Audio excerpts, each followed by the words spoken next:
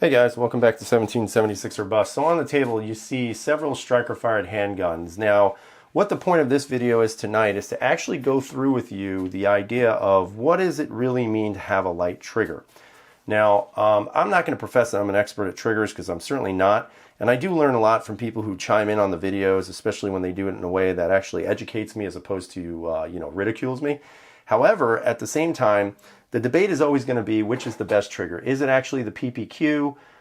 Is it going to be, something else? You know what, guys? You know how I feel about the PPQ. I love the trigger on this thing. I think it's one of the most, one of the smoothest triggers of them all that's out available currently on the market. Now, again, of course, people will say, oh, that's not true. This is better and that's better. It's just an opinion, guys. So, chill out if you want to hate on that because honestly, it's my opinion. If it's not yours, that's cool. But just basically, I feel that this is a very smooth trigger, very light. Again, it is the idea that it's 100% a pre-cocked striker. So again, it doesn't take much to actuate it and eventually shoot the gun. So I think that's what leads to the smoothness of the trigger. However, what I wanted to do is I actually wanted to focus on trigger weight. And I actually found, and I was actually surprised at the results. And what I'd like for you guys to do right now, if you don't mind, and be a little interactive on the video, is definitely get out a little piece of paper or maybe an index card or toilet paper or whatever you have around you. And what I'd like to have you guys do is write down the names of each of the handguns that are on the table. So we have the PPQ, the Steyr M9, the Sig 320 Compact, the Sig P10, and the Kanak Elite. Now I don't have my Glock 19 any longer. That's long gone. And I actually sold off my VP9 because I wanted to invest in something else, which I think is going to be a pretty good investment, but we'll see. Now, in regards to those, I wish I had them so I could review or compare them, but I don't. So that's kind of unfortunate. But if you guys want to donate one to me, that'd be cool. That'd be awesome. But I don't think that's going to happen. Anyway, getting back to the triggers themselves. Now, for me personally, I love the PPQ. However, we're not going to start with that one. What we're going to start with is we're actually going to start with the Sig 320 Compact. And there's a reason why I picked this to start off with. Again, all the guns are safety checked. There are no rounds in the chamber at all. So, if you're worried about that, don't be. But anyway, you see the Sig 320 here. It's the FDE slide with actually a Patriot brown Cerakoted frame. Love it. Looks awesome. Love this gun. It's a great firearm.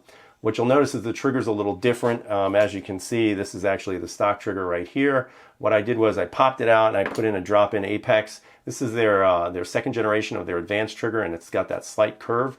Very similar to, let's say, an Omega trigger on a CZ. But again, I do like it. It's great position. I didn't really want to go with the flat face trigger, but we'll talk more about that later on. I might actually do a review on this for you guys. Maybe not. I don't really know.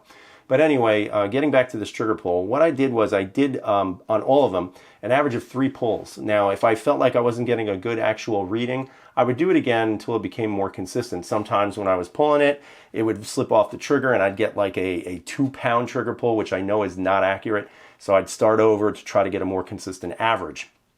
Now with this trigger pull, surprisingly enough, this says that this trigger, when it's added in, will drop the trigger pull to around down, I think, like 2 pounds.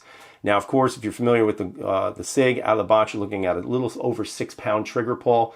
Very close to 6, a little bit over that, but it's a pretty consistent trigger pull of about 6 pounds. Very nice trigger, by the way, out of the box, but still a little bit on the heavy side, or what most people would consider a heavy striker-fired pistol.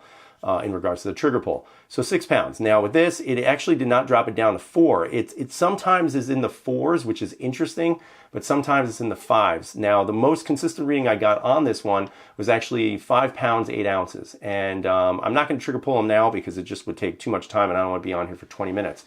But it came in at 5.8 5 pounds, 8 ounces, 8.0 ounces. And so that hasn't dropped exactly 2 pounds. It's maybe a shade under a pound, but that's about it. But we'll see. Maybe it'll break in a little bit more. Maybe it'll kind of do something magical. But at this point, it's a little disappointing because it's not always registering 2 pounds. So right now, the Sig 320, 5 pounds, 8.0 ounces. Now, the next gun, which is actually this one, and this is the P10. This is one I just did the review on that a lot of people were, I guess, okay with. I don't really know, to be honest with you. But I'm sure I'll get my usual 4 thumbs down no matter what. But it's okay, because they count too. But anyway, getting back to this gun, what you'll notice is that a lot of times when this gun was being reviewed in its initial stages, everybody's saying, "Oh my God, this gun is, and the trigger's like smooth as ice, and it's so light," and I just didn't find that, and I still don't find that 300 rounds later. Now, could it change? It might, and I'm not saying it's a bad trigger because it's an excellent trigger. However, what I was finding was my difficulty with getting an accurate reading on this was that at times it would slip off the bottom because it is a flat trigger, and that little digit at the tip over here would slide off. So I was able to get two different consistent readings. The first reading I got, which I think was a little bit low to be honest with you, was 4 pounds and 13 ounces. Now I felt like that was a little bit low. Because it just doesn't feel like a 4-pound trigger. Now, some people may say it is, some people say that's accurate. To me, it just doesn't feel that way, not yet. The other accurate, or at least the more consistent one that I got, was I was actually averaging at 5 pounds, 4.4 ounces. Now, do I think it's that, 5 pounds and change? I think it's about 5 pounds, maybe even slightly high, real high 4s, low 5s. But I would agree with that. Probably a 5-pound trigger on this is probably what it would be. So again, it's a little bit lighter than the 320, even after the Apex trigger has been put in. So that's kind of interesting. Now, this one. This is the old controversial Kanak. And, some people love this gun. There are some people who had no issues with it. I'm not going to get into my issues with this gun at all because, if you've watched any of my videos, you already know what happened, and I'm not going to go into it again. However, I would always tell you that when I got this gun, one of the things I was very happy with was the trigger. It's got a great trigger, period. I mean, that's it. It's got one of the best triggers out of the box, in my opinion. Now, when I was pulling this, it was extremely easy to get an accurate reading on it, and I would agree with what I pulled at.